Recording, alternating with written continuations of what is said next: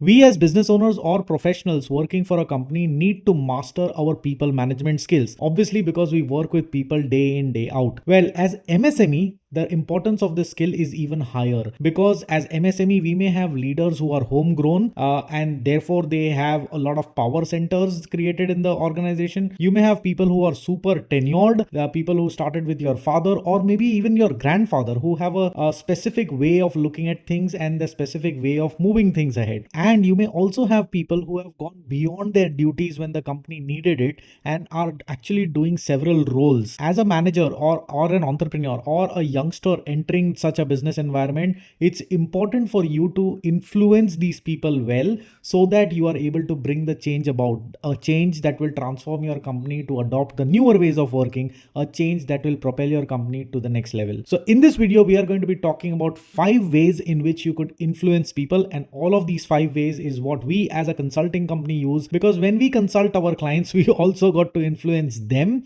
as a stakeholder, as a business owner, and their employees to go about implementing the solutions that we have given. So without any further ado, let's get going. The first way of influencing people is called make it their idea. See, remember, people like to implement what is their own idea because they have thought through it, they are motivated about it, they know that, okay, this is something that I'm comfortable implementing. But if you tell them what you should implement, chances are they may have constraints, they may have rebuttals, they may have objections, and they may not proceed with that as easily as they would for their own idea. Now, how do you use this as a influencing method? How do you make them feel that it is their idea and not yours so that they go about implementing it? Well, very simple. Invite them to brainstorm. Invite them into a meeting and express the challenge that you're trying to resolve. Make sure when you invite them and express the challenge, you also lay out the constraints that you have when within which you got to think of a solution.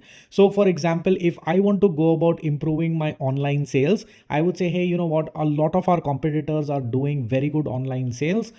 We should also do online sales, but I'm not sure how to do it, and we do not have a budget of more than X number of rupees.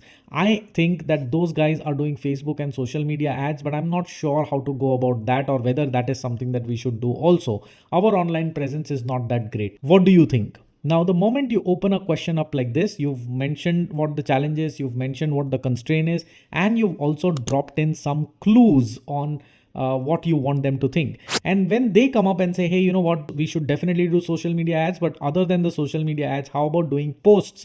And then you may ask questions, well, post, do you think we should have a theme? And they would say, yes, we should have a theme. And what do you suggest? Well, the theme needs to be around X, Y, and Z. Now it's their idea. They have thought of a theme. And then you say, brilliant, your idea is fantastic. Let's go ahead and execute. And that idea is going to get executed very, very well. Make it their idea, not yours. This brings us to point number 2. Point number 2 is questions over orders. Now, this is something that works brilliantly when you are a young person joining a company where all leaders have gray hair. You know, it could be your family business that you are joining. While it works well in that scenario, I would recommend this way of working to all professionals because this is the right way of working. We as human beings don't like to take orders. We do take orders, of course, because we don't have a choice. But after taking those orders, we don't execute that order with our heart in it. But if we are given an opportunity to take things in another way, not like an order, then chances are we will work with our heart in it. What do I mean by this? So for example, you want a report by evening 6 o'clock. You call somebody and you say, Mr. Somebody, I want this report by 6 o'clock in the evening. That's not the right way of doing. That's called an order. But if you modify this and say, hey, Mr. Somebody, can I have this report by 6 p.m. today? And that is a question. Now, it's a very subtle change, but does a mountain full of difference in the way the person taking the instruction feels. Can I have allows the person to articulate constraints, challenges, etc. And if those challenges are real, you got to solve them. You can't hide it under the carpet and make a person bleed and give you that report, right? It can happen once, twice, thrice, but eventually the person will burn out. So it's important to ask questions that will get the task done instead of asking for orders. Also, like I mentioned in my previous video, when you ask a question, it almost sounds like a favor. People want to support and do favors to other people. So they will feel nice and they would go about saying a yes more often than not. That brings us to point number 3. Point number 3, give people good reputation. We as people love protecting our reputation in the eyes of people who matter to us. Now, how do we use this to influence people? Well, let's say for example, you have a sales guy, a sales head, and you have given him the task to create a sales plan. Now, the next thing that you do is use or give him a good reputation and use that to influence actions on that sales plan. So what you do is you call up for a review meeting, you discuss the points in the review, and you announce it to the team, to every leader in your organization, that leaders, I have an announcement to make. Mr. A, which is a sales head, is going to help us with the sales plan, and he's going to do this by the end of this week, and this sales plan will give us immense clarity on where the company is moving and what kind of money we are going to make. Thank you, Mr. A, for taking this initiative for us, and please consider all of us as support to you. In case if you need one, just shout out and we'll all be there to help you in your endeavor. Now, when you do something like this, you're transferring the ownership to him. He has a reputation now because you as an authority have given that reputation to him, and he has to protect it by completing the task at hand. And so he's going to put all his mind, soul, heart, everything into it and come up with a fantastic sales plan that you actually wanted him to have. Point number 4 is called mirroring and parroting. Now, before I get into this point, let me help you do an experiment. So what I want you to do is pause this video, call somebody and look into that somebody's eyes for about a minute or two. You will realize that after a point, both of you are going to blink your eyes at the same time. This is the power of mirroring. What technically happens is when you sit with somebody in close proximity and pay full attention to that somebody, each of you will start copying each other's mannerism. You would have also noticed this when you sit with a leader that you really get inspired with. You are going to pick up on the kind of words that he uses, the kind of body language that he uses, and you kind of adopt that unknowingly, unconsciously. That's the power of mirroring. Now, how can you use this to influence somebody else? Well, you can use this by mirroring that person that you want to influence. When you mirror that person, it subconsciously tells the person that he is exactly like how I am, and then it becomes easier for that person to be receptive of you.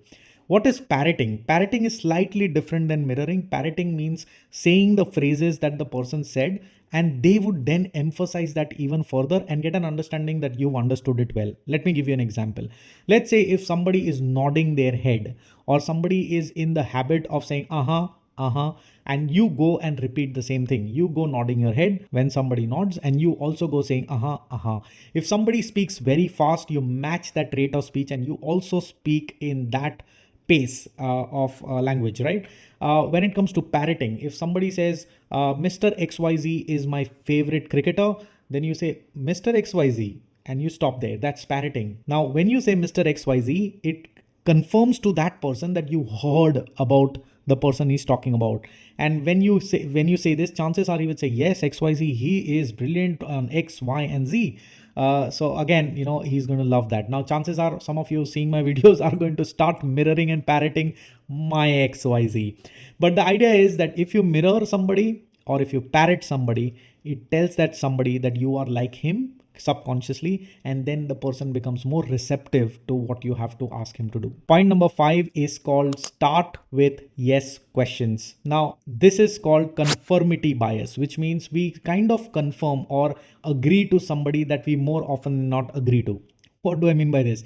Well, you got to start your conversation with pointers on which the person will say yes. The more he says yes to the first few questions, chances are the probability of him saying yes to the next few is very high. So if you start with somebody saying, okay, do you like the red colors? Person says yes. Do you like a tight fitting shirt? The person says yes. How about a blue jeans? And the person is going to say yes. Now, if you put a 3-4 layer questions more, which will get you a yes answer, then the final question on which you want a yes answer will become a yes answer automatically, because there is conformity bias that's happening, which means the person gets into the habit of saying yes to you, and now it becomes more and more difficult for him to say no, because with every yes response he gets a reaction which is happy reaction. Yes, you agreed.